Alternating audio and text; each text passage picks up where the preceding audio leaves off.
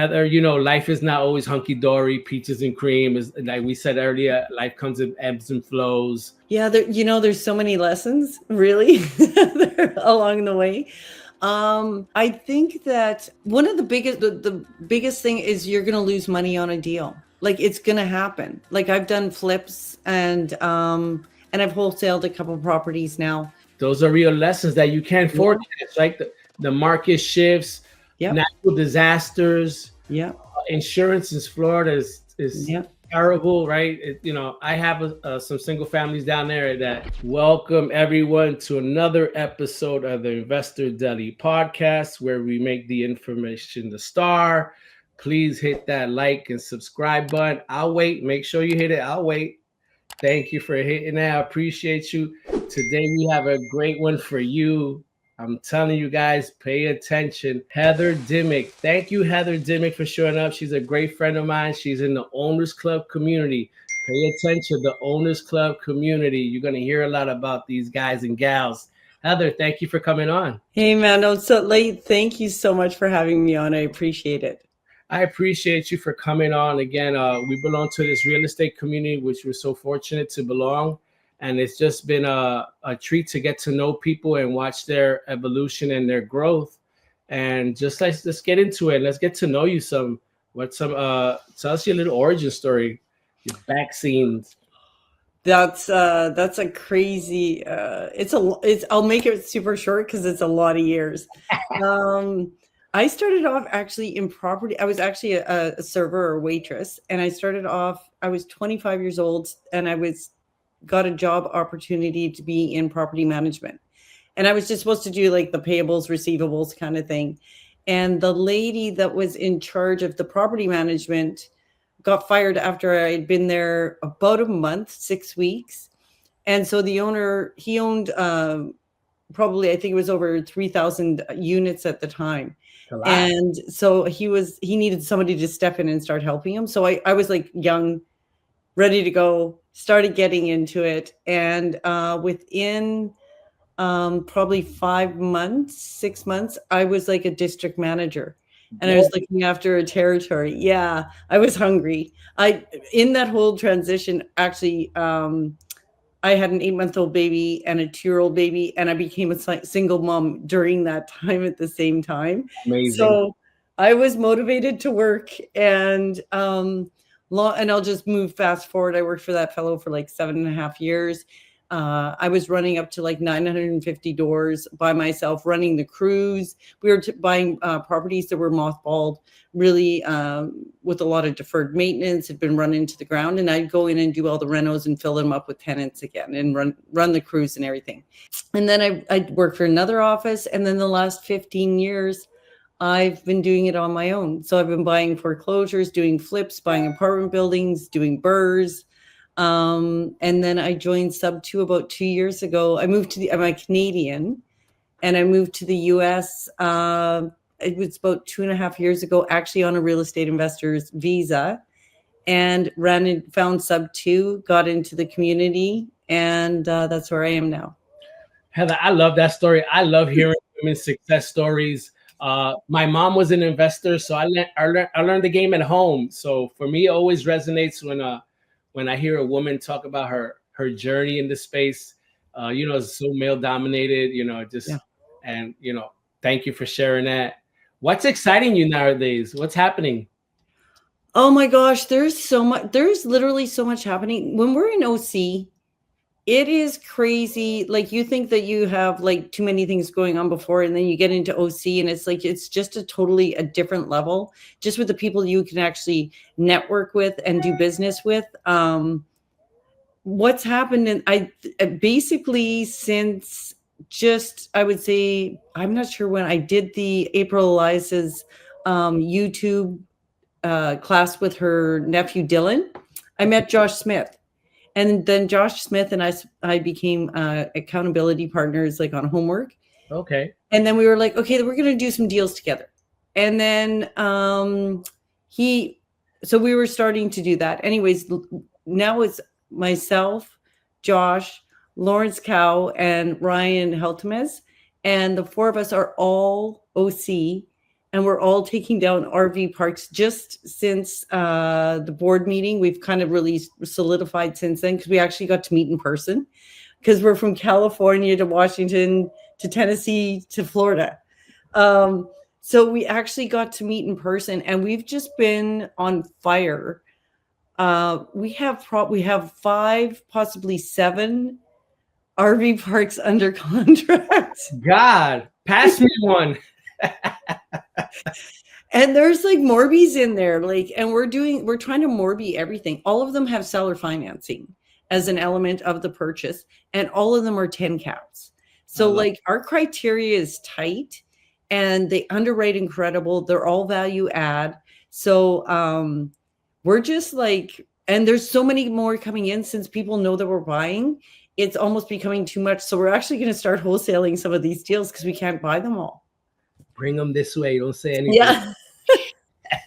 That's awesome. And all this is being part of this community where you can leverage other people's successes. Like Pace Morby, love you, Pace. Thank you for everything you do. And what Pace has created a ecosystem that he drives opportunities to us in the Owners Club, which is amazing. And I'm assuming these are from bird dogs.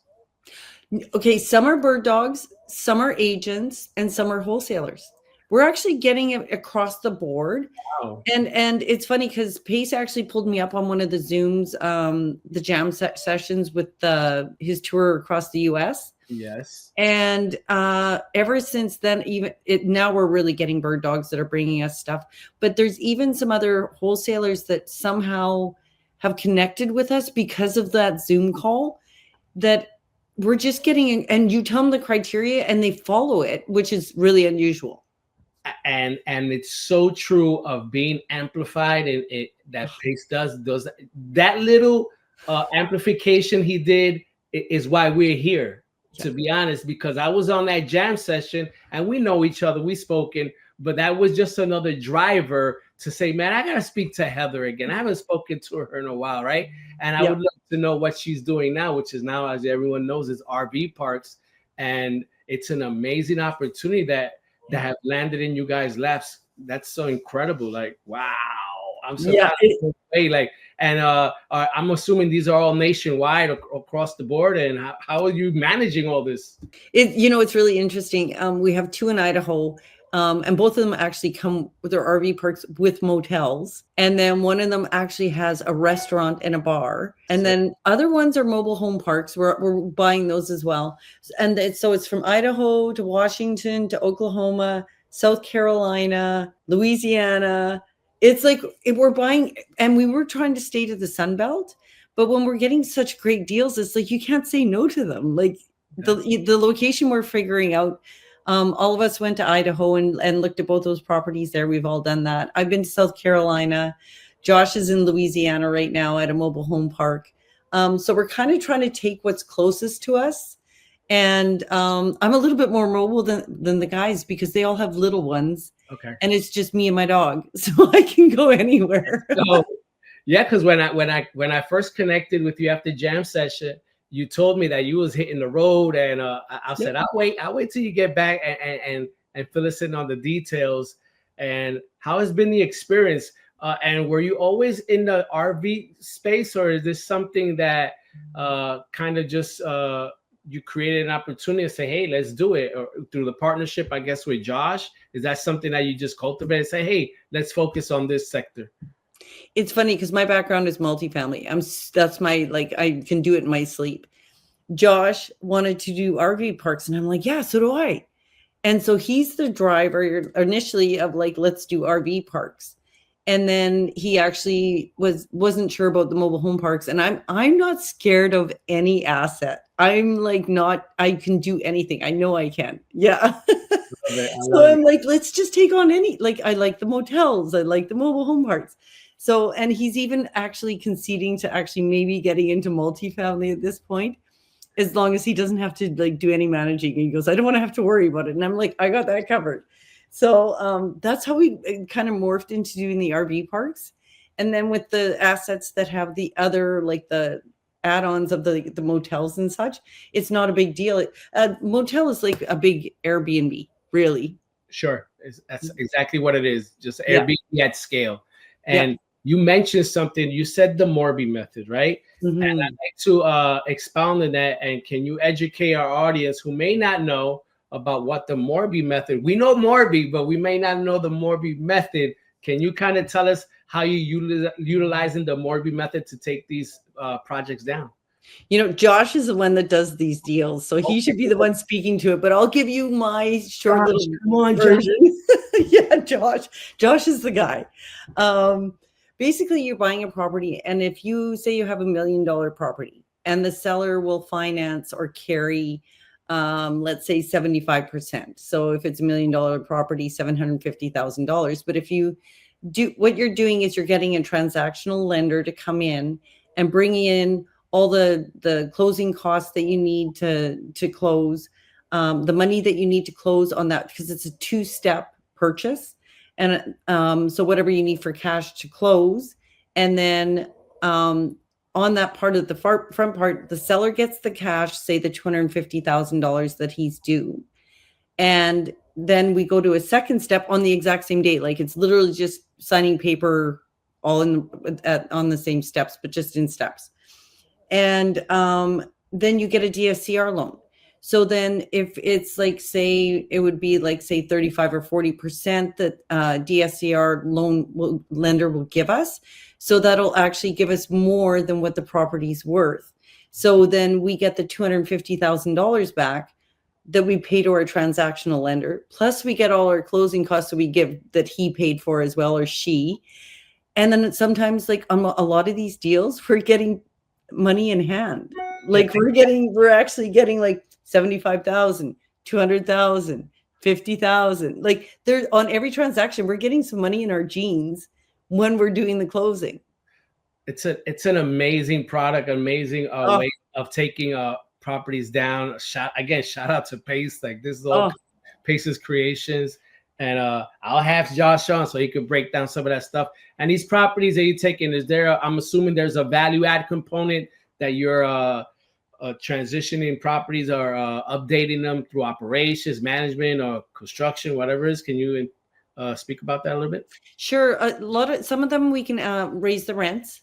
Some of them we can add pads. Some of them have empty pads, like if it's a mobile home park, where we can even sometimes put an RV on there instead of actually putting a mobile home. Then you can add laundry facilities, ice, wood, vending machines. Like it depends on the asset class. Depends if it's transient clients or is it long-term. So like on a transient, you can handle all the vending machines and ice machines and stuff. On the long term, maybe a pool, like if there's a pool, sometimes it'll be there. And then laundry facilities on both will be coin operated. And the long term people don't need so many of those amenities. So you don't have to add as much. But all of that brings in money. Like it all brings up the cash that comes in every month. Yeah, those are always drivers as well, right? Auxiliary drive. Can you said something about identifying kind of the long-term tenants and then the shorter-term tenant transient, and what are things that may work for a short term that may not work for a long term, or vice versa? Because you mentioned some of that stuff. Yeah, on the long term, like if you're going to run a park as a long term, you don't really want to have a pool because you're not going to get a higher rent necessarily. The people aren't looking for that. If they've got an RV and they want to stay long term, they're looking for affordability. If you're looking with the transient people, they want the pool. It's a holiday. They're only going to be there for a short term. So they want those amenities that they can use, whether it's like golf carts they can rent, the swimming pools, if you're close to a golf course, little things like that, movie night, you can add all those different things to the transients that you don't really put on a long term. Okay, so in the transients is more of a destination type of park, I'm assuming, where that maybe there's the Smoky Mountains or something, or the glaciers in Montana. Am I sniffing up the right tree? That's kind of how it works. Yeah, it can be destination, or like it is you're correct, it is destination, but some of those parks are also like they can be more rural because they are a destination, but some of them are closer to a city as the destination. So there's different parameters on the transient, and then some of them of course are year round, and then some of them are seasonal. Okay, so that's kind of how the objective works. And when you were first expand when you stepped in this space, did you already identify those or had that skill set to be like, yo, what's this or what's that, or that's something you grew into, let's say? Because they say a person like me, I want to get into RV parks.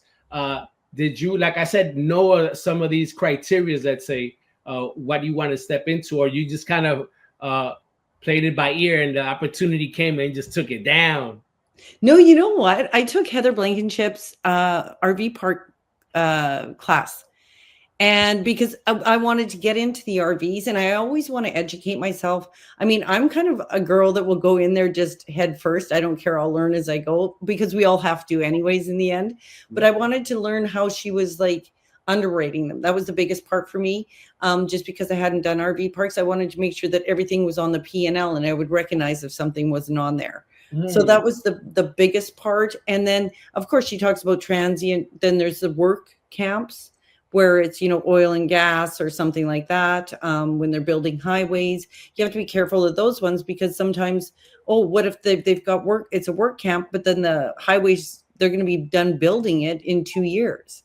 Well, you don't want to buy it because then you don't have anybody living there anymore, right?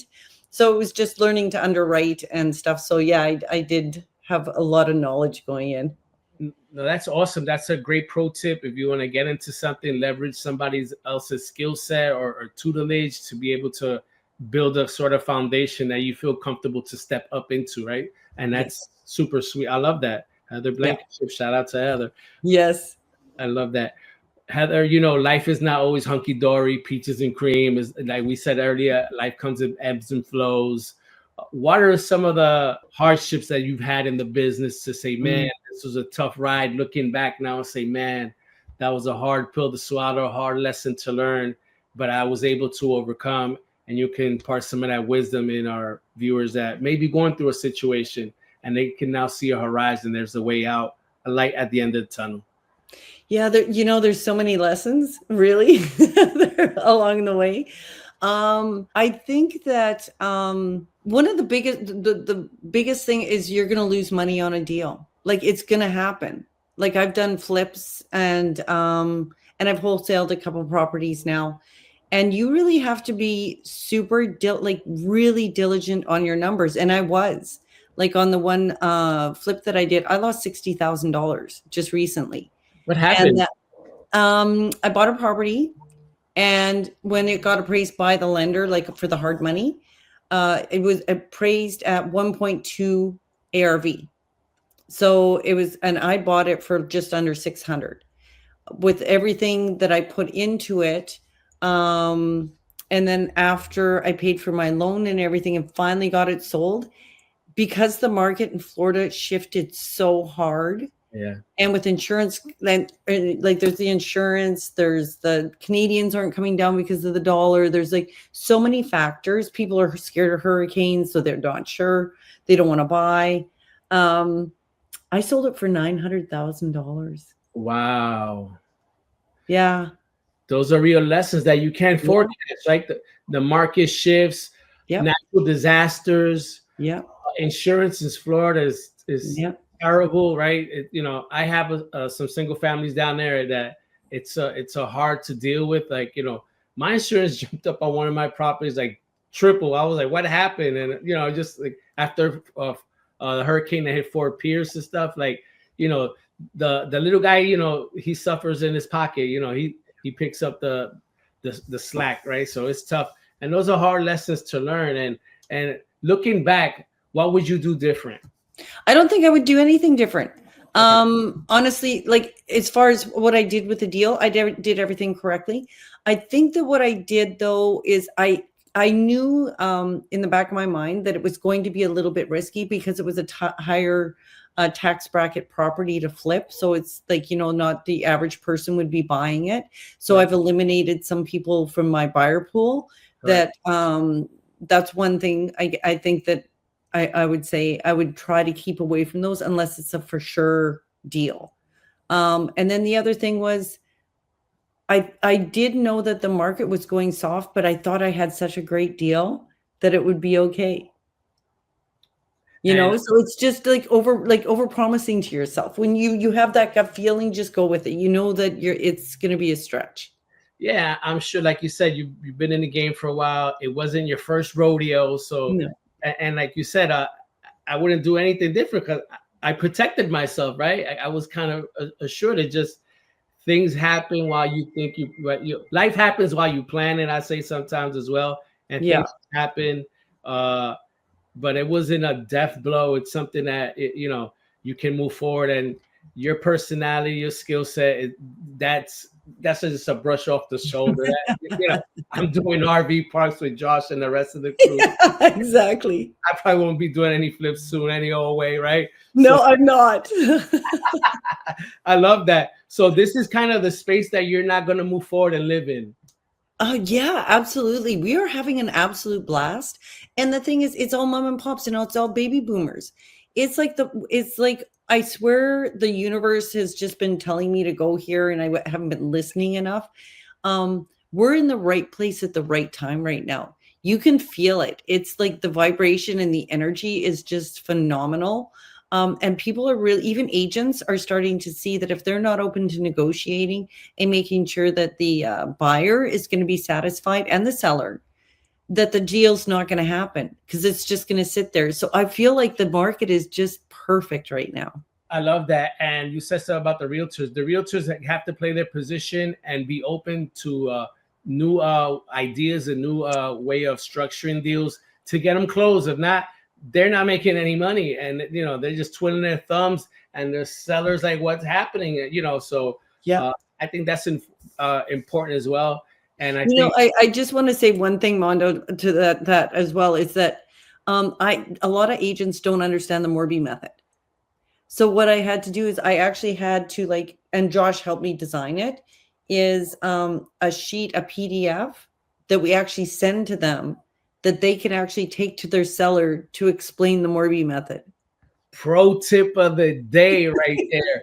Literally, you put a visual in front of somebody because you can explain it to me and you'd be like, right, and it goes in my head. I'm thinking about my dog and my kids while you telling me this stuff. And it's just, right, you don't know what I'm thinking while you're telling me this. But if you put it so someone can see it and carry it and look at it when I have taken a break and say, oh, I get it, right? I see what this is. That's a great tip that I'm going to utilize as well.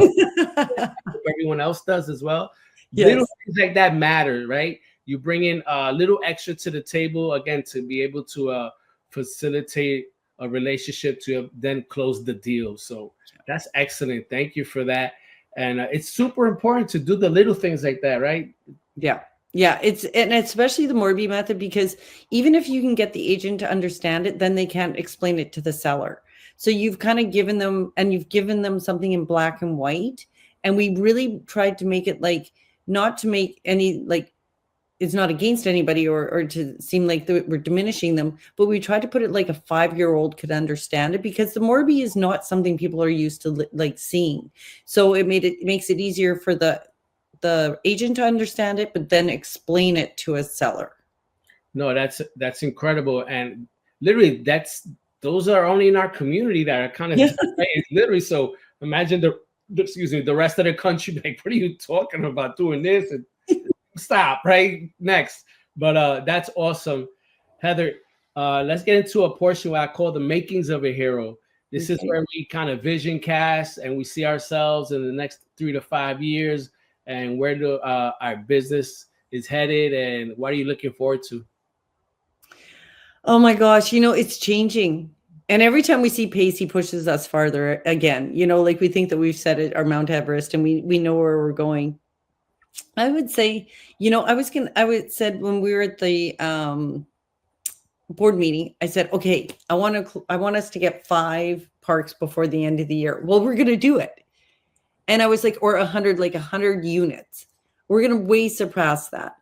And then I was like, my Mount Everest, in 2 to 3 years, was 1,000. And now our goal as a team is we want to get 16 more parks next year. So we're going to could easily be at 1,000. So I really see the next 3 years is just go as hard as I can. I think we have this really small window of opportunity for these types of purchases and this asset class, there's going to be people that need the affordable housing. We're going to be able to give that to them. Even buying RVs right now, I was watching, somebody had posted a video on how many people are actually getting repoed on RVs, because they had it as like in the, during COVID and stuff, everybody bought RVs and now people can't afford them. So they're getting repoed. So I think that's a really good opportunity for us as investors to go and buy those, or get them sub 2, or however you want to get them, and then use those as a home for the people on our properties. Very interesting. A way to adapt what the market is presenting. That's awesome, Heather. Again, kudos to you. Success to the whole team. Yeah. I appreciate you coming on. Any words of wisdom for our audience, and let us know where we can reach you so we can send you deals as well. Absolutely. Actually, we have a website, and it is www.wearelcp.com. And you can actually, if you want to do any lending, you can go onto that website. There's a landing page for that. If you want to participate in sending us deals, if you want a bird dog or wedge, you can also there's a landing page for that. Our buy box is on that website. Everything is there.